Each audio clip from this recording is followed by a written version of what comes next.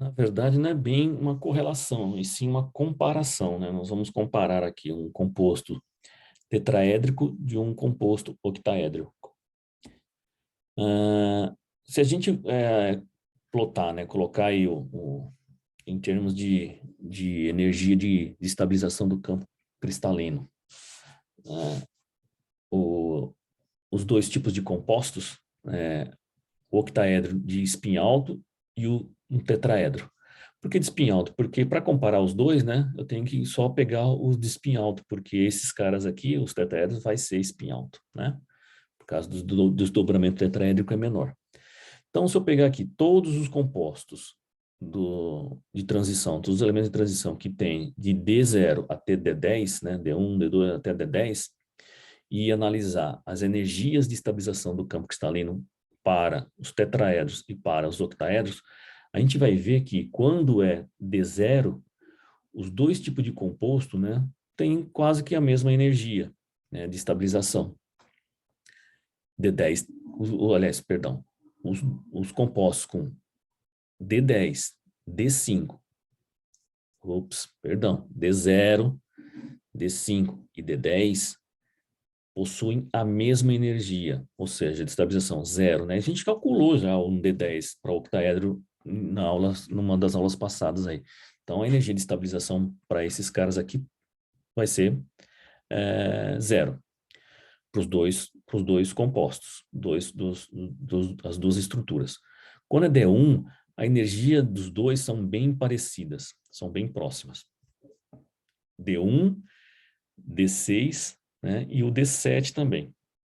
Começa um pouco a distanciar, mas ainda em termos de estabilização é bem próximo.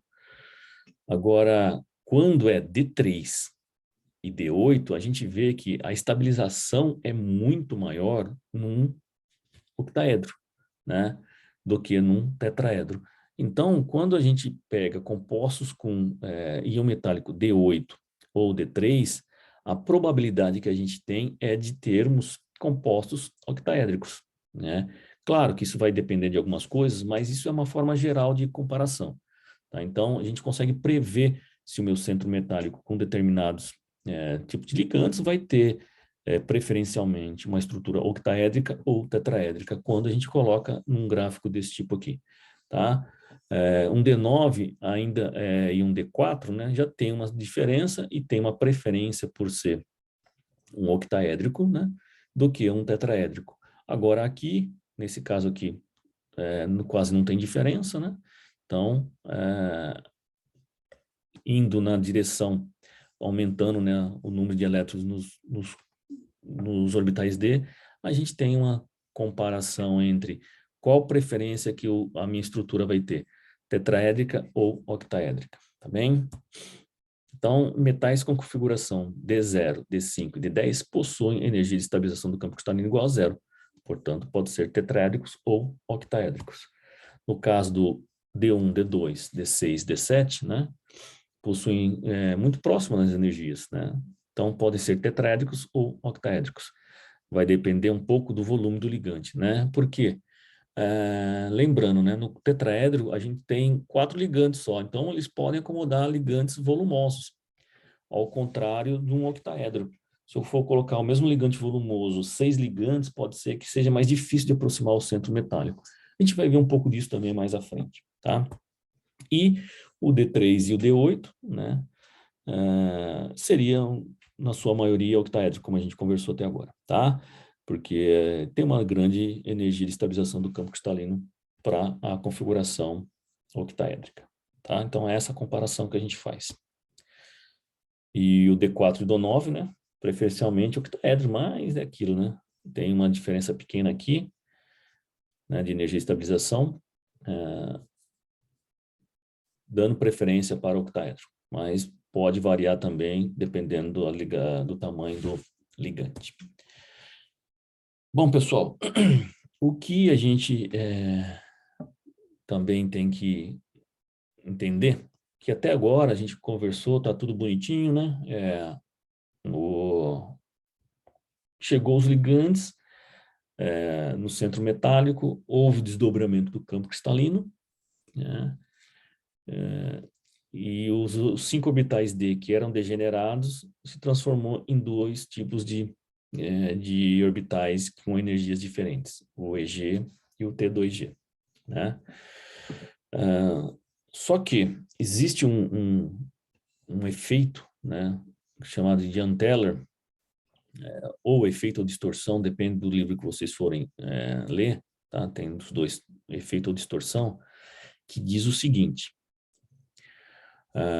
qualquer sistema molecular, ou seja, né, minha molécula é o complexo, não linear, né, que é o nosso caso, eu tenho um octaedro ou um tetraedro, ele não é linear, em estado eletrônico degenerado, né, que é aqueles meus 5 elétrons D, ou, no caso aqui, ó, eu tenho degenerescência, né? Esse cara aqui também tem a mesma energia que esse. Esse também tem a mesma energia, tá? Será instável e sofrerá distorção, formando um sistema de simetria inferior e de energia mais baixa, removendo dessa maneira a degenerescência. O que isso aqui quer dizer, pessoal? Que se eu tenho 2 orbitais degenerados, né, vai sofrer, né, ele é instável. Por quê? Analise esses 2 caras aqui, ó. Esse tem um spin, um elétron, né? E esse aqui não tem um elétron. Tá claro para a gente, né, que ele não pode ter a mesma energia, esses 2 orbitais aqui. Não tem como ter a mesma energia, porque, na verdade, tem uma diferença aqui. Eles não podem ser degenerados, né? Então, é isso que o efeito ou distorção de Jahn-Teller nos diz. Vai haver uma nova desdobramento aqui, né? Perdendo a degenerescência e removendo, né, removendo essa degenerescência, perdendo a degenerescência e formando 2 sistemas, um de mais baixa energia, tá? Como é que isso acontece? Então, vamos analisar esse cara aqui, ó, que seria um D4 de alto spin. Vamos pegar aqui só o orbital EG, tá? Vou pegar só o orbital EG. Esse orbital EG aqui, esses 2 orbitais EG, na verdade, né, um orbital EG, perdão, os 2 orbitais que têm energia, que são classificados como EG. Que são eles? O meu dz ao quadrado e o dx ao quadrado menos y ao quadrado, tá? Então, vamos analisar esses 2 caras aí. Lembrando, né? Eu tenho aí os meus 6 ligantes no meu complexo, tá? Os 2 orbitais estão enxergando os 6 ligantes. O que acontece aqui? Ops.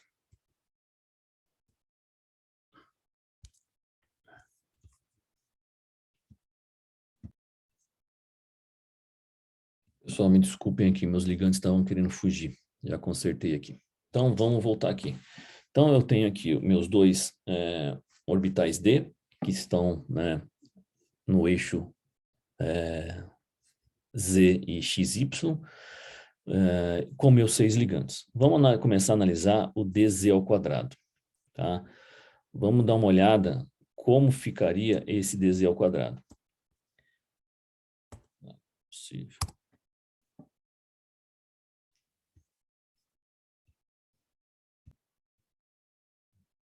Voltando. Vamos analisar o nosso orbital DZ ao quadrado. Então, o que acontece aqui? Se o elétron estiver no orbital DZ ao quadrado, a densidade eletrônica estará concentrada entre o cátion metálico e os ligantes do eixo Z, né? Então, aqui, ó, se esse carinha aqui estiver aqui, então essa densidade eletrônica vai estar concentrada nesse eixo aqui, tá? O que vai acontecer aqui? Vai ter uma maior repulsão eletrostática entre os 2 ligantes, né? Esse aqui e esse aqui, comparado com esses aqui. Se o elétron está nesse eixo aqui, né? Tem um elétron só. Se ele está nesse eixo aqui, vai ter uma repulsão maior entre esses 2 ligantes aqui do que esses 2 aqui que não estão enxergando esse elétron, tá? Então, essas ligações, como tem uma repulsão, vai ter um alongamento. Né? Esses dois carinhas aqui, ó, a ligação entre esse ligante e o centro metálico e esse ligante e o centro metálico vai ter um alongamento. Ou seja, o que era um complexo desse formato, né, que seria um octaedro com todas as ligações iguais, quando tem um caso desse aqui, essas duas ligações aqui vai ser alongadas, tá?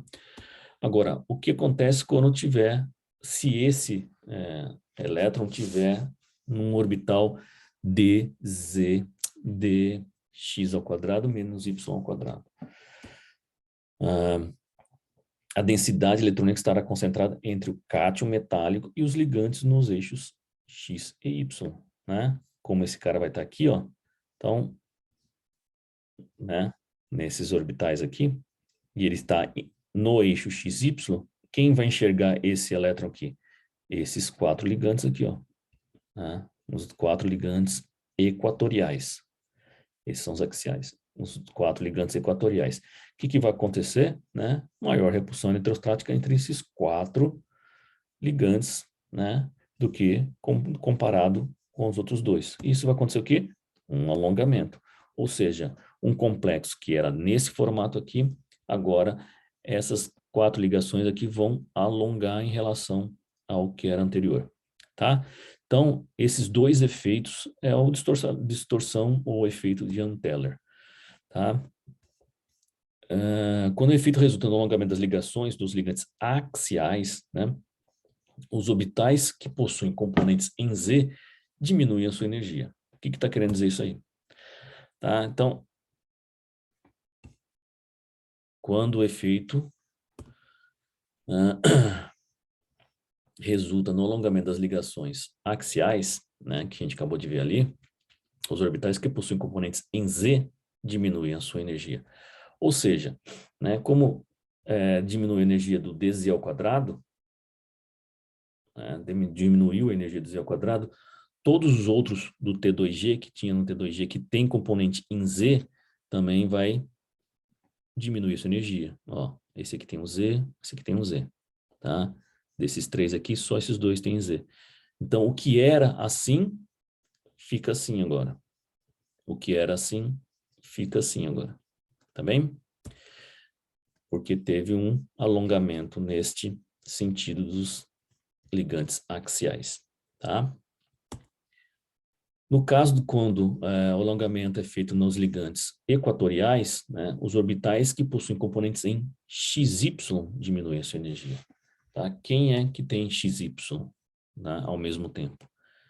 Esse carinha aqui, né, um orbital lá do EG e um só orbital do T2G, que é esse carinha aqui.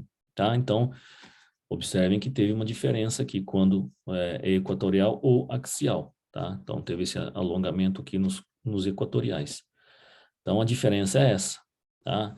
O que era assim antes, no desdobramento do delta octaédrico, né, eu vou ter uma distorção de Jahn-Teller desse formato, quando é axial, ou desse formato, quando é equatorial.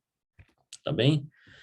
Então, resumindo, dependendo da configuração eletrônica do metálico, é possível prever se haverá distorção em Jahn-Teller. E qual seria a configuração preferencial? Se ela vai ser alongada nas axiais ou alongada nas ligações equatoriais, tá? Então, isso a gente consegue prever, né? Qual que vai ser a distorção de Jahn-Teller. Vamos olhar aqui um sistema D1, tá? Um D1. Eu tenho aqui um elétron D1 aqui. Se ele for para esse orbital aqui, ele vai ter uma estabilização de 1/3 de delta.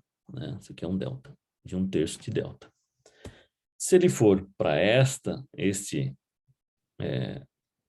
orbital aqui, ele vai ter uma estabilização de 2/3 de delta. Ou seja, né, o sistema preferencial vai ser o quê?